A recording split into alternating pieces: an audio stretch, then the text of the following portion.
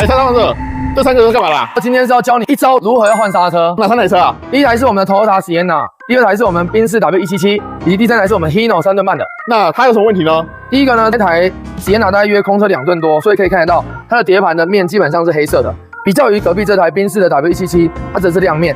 那对于 Sienna 来说，它的前后都是黑漆漆，代表刹车力不足。那来鳞片呢？其实都是配的是原厂的刹车皮，其实都很厚，它就是压不住。那另外一组呢 W177 是因为它磨的，其实这个趸已经基本上安全系数已经到底了，所以做更换。所以跟它的皮有关系吗？